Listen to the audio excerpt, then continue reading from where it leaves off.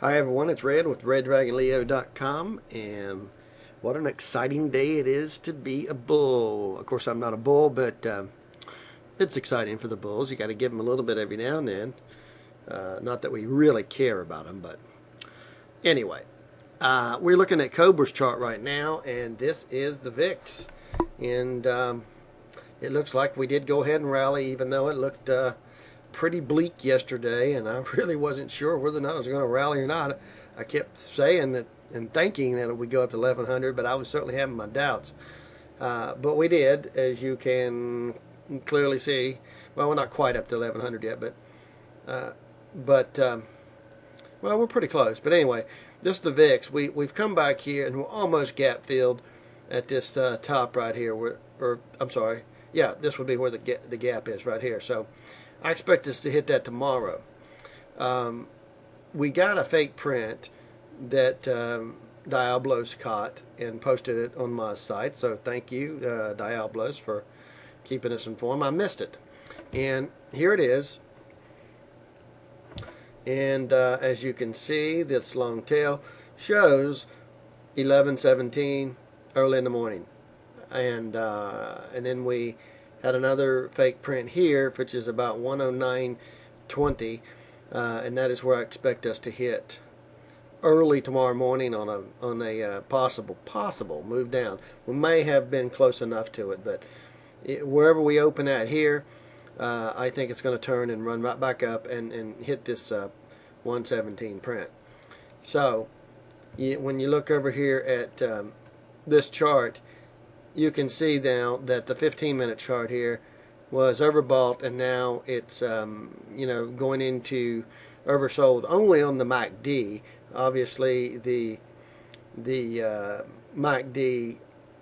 I'm sure. Let me rephrase that. Only on the histogram bars of the MACD. The actual MACD moving averages are not. So, but we are on the full stochastics. As you can see, the Stokes will probably roll over early tomorrow morning. So, should there be any move down in the morning, I expect it to hit that 109.20 SPY print and quickly reverse and move on up to the 111.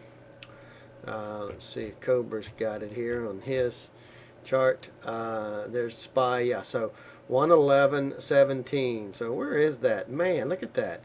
That is almost at that red 200-day moving average. That is actually coming in at 111.02. So fascinating. So they threw that print there. So that's where we're going tomorrow morning. Pretty most likely, as you can see, there's still room to go up here and before it gets overbought. And you can see we're going to go up here. I think we're going to go up here to this 50 mark, and we're going to roll over after we hit that 111.17 print.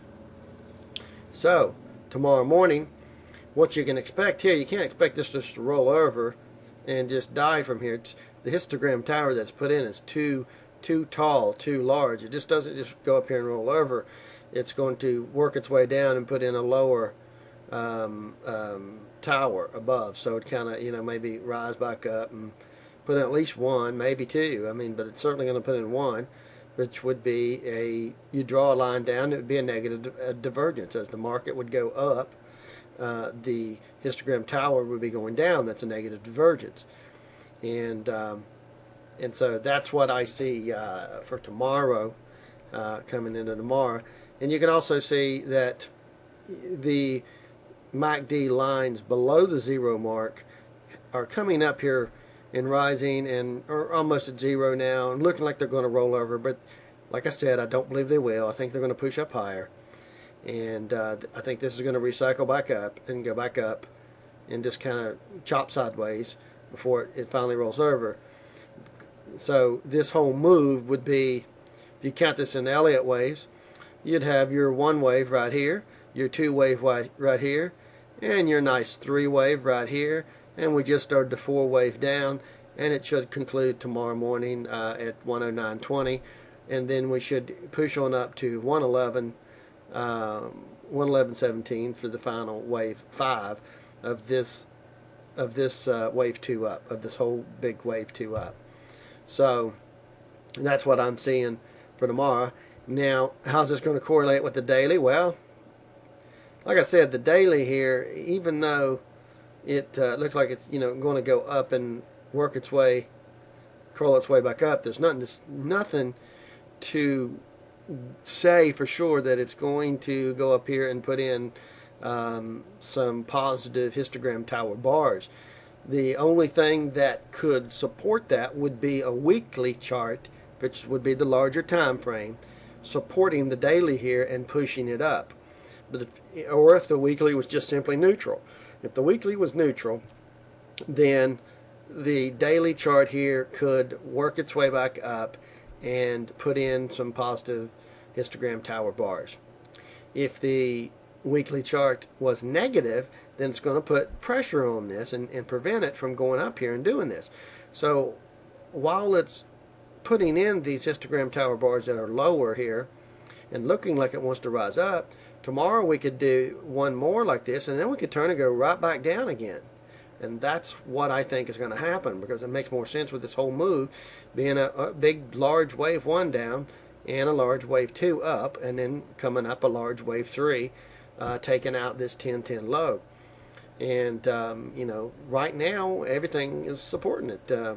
You look here on the weekly, and if you count these waves here on the weekly, and what do you see? Well, let's see, chart pattern guys got them labeled 1, 2, which could be like that. I think I counted them as this being the